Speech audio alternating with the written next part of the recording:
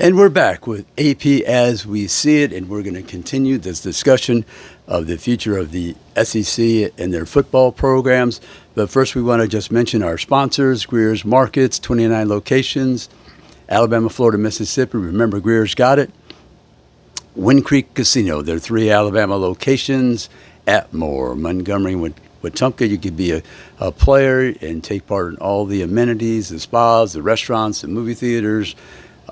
They have various amenities at the different locations. We want to thank Dr. Jason Northcutt of Robertsdale Dental Care.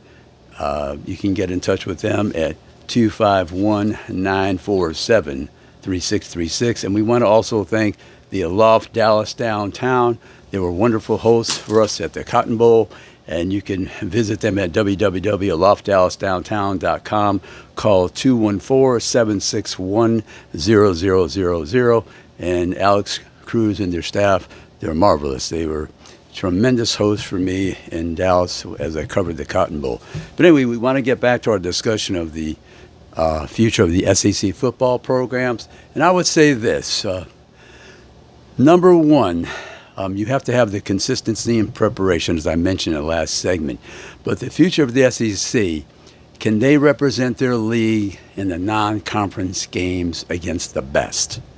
That's going to be critical moving down the road. The second thing is, in the league games, no losses to the teams in the bottom half. You can't be upset by a team that has 0 wins in the conference, 1 win in the conference. I mean, you don't represent the SEC, and that phrase that they always use, the tough SEC. I mean, you can't promote that with your conference if you're losing to the teams at the bottom of your conference, because when they have the strength of schedule and they're evaluating you, the selection committee, the College Football Playoff Selection Committee, at the end of the year, those losses are going to eliminate you, as we saw. Ole Miss losing to Kentucky. That was Kentucky's only win by against a Power 4 team. And that was a home game for Ole Miss, and you lost. Alabama losing to Vanderbilt, and 40-35. Great win for Vanderbilt to beat a number 1 team for the first time in, I guess, 60 tries, something like that. But that loss hurt them. And then losing to Tennessee did not hurt Alabama. That was a close ball game. Played in Knoxville. That did not hurt Alabama's chances.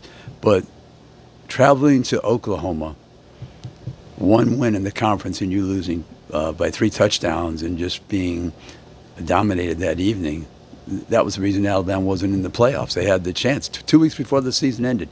All you had to do, even after the 2 losses against Vanderbilt and Tennessee, is beat Oklahoma.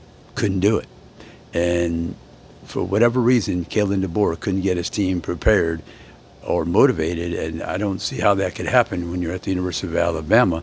You're trying to make the college football playoff to be in that first 12-game playoff system, and you fell short. Extremely disappointing, I thought, for Alabama. But I will say this about Alabama and Kalen DeBoer. He's going to have a chance now moving forward to get his type of quarterback in the system, implement those plays, throwing the ball deep, and he's going to have to train the quarterback to have more anticipation, throw with accuracy, and I think be more of a pocket passer, because I think this season everyone figured out Jalen Milroe from the last season, except LSU. LSU's defense was so porous that they didn't stand a chance against Jalen Milroe, one of the better athletes on the field. But I think Kellen DeBoer, he's going to have a chance now in the next 2 years to take care of business, get the type of quarterback that fits his system, and we'll see what happens. But I would say those big drop-offs in performance against some of the teams in the bottom half of the league, that's not acceptable at a place like Alabama with all those 4- and 5-star players. So I would just say that about Alabama. And the other thing is, when you're looking at the league, we mentioned the non-conference games. That's very, very important. Winning the games against everybody in your league that's in the top half, and not losing the games to anybody in the bottom half. That's certainly important. But another measure of the league, and this is in the postseason, used to be the bowl games. That was an indicator overall of the strength of your conference. But in this day and age where the transfer portal has made things so fluid and the NIL opportunities as well, it's hard to gauge the strength of a conference, even if you beat the other teams in a conference during the bowl season. So, but I can tell you one thing. For instance, if the SEC wins a lot of bowl games, they're going to promote that fact. I can guarantee it. And so will all the other leagues. And I think it's natural. I would too. This season in the bowl games, the SEC was 6-4. That's not including the college football playoffs. Including the college football playoffs, they were 8-7. Texas had a few wins. Tennessee and Georgia did not win, so that contributed to the 3 losses. And then Texas eventually lost, so that's what made the league 8-7 overall postseason. I don't think that's something that you can promote to everybody if you think you're the best league in the country. An 8-7 postseason record is not very good, just one game above 500. But anyway, we're going to look at the non-conference games coming up this season, 2025. We're going to go in alphabetical order. That's usually the easiest. So we're going to start with Alabama. Alabama, their first game of the season is at Florida State out of the ACC. Now, we know that Florida State had a disastrous season after winning, I think it was 14 games prior.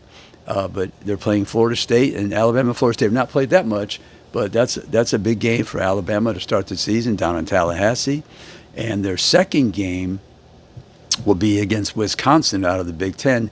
That'll be on the 13th of September. Now, we know Wisconsin, they struggled last year, but those are the only 2 opportunities for Alabama.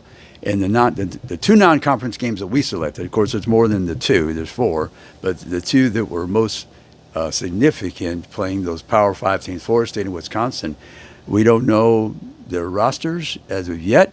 It's kind of hard to project at this point until we see that final assembly of players and talent. But I know that Wisconsin, they've only beaten Alabama in 1928, 15-0 in Madison, but Alabama's taking command of that series in those few games within the last 10 years or so. And so Florida State and Wisconsin for Alabama.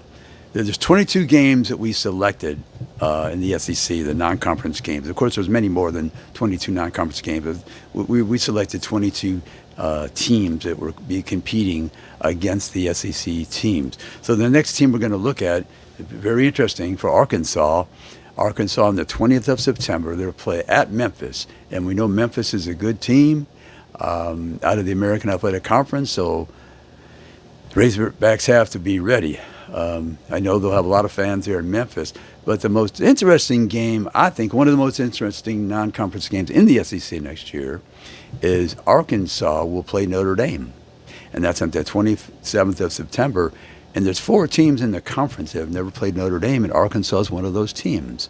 So I know the fans, the Razorback fans, they'll be so excited to host the University of Notre Dame Fighting Irish, who are coming off that college football playoff championship game. They didn't win the game, but they reached the championship. So there'll be a great opponent, and I know Arkansas fans, those tickets are probably pretty high priced in Fayetteville, but Notre Dame is on the schedule for Arkansas, so look forward to that game. Let's move on to Auburn. Auburn plays at Baylor, the very first game. It's on the 30th of August, and Baylor out of the Big 12. They're a bowl team under Dave Aranda, the former LSU defensive coordinator. He's been at Baylor a number of years now, had some success. So Auburn with a challenging first game in Waco, Texas. They'll travel to the state of Texas and compete against Baylor, and they better be ready. Jackson Arnold will be the transfer quarterback, given the opportunity to start for Auburn. Maybe Hugh Freeze can maximize his skills. He can run. He has the ability to throw, but turnovers have been an issue with Jackson Arnold. So Hugh Freeze, he's going to have to school his new quarterback and make sure that there's no turnovers, because we all know that every game it's mentioned turnovers. It swings the score of the game, and it's critical. But I think that if Auburn gets Jackson Arnold to be accurate, not turn the ball over, they could have found something.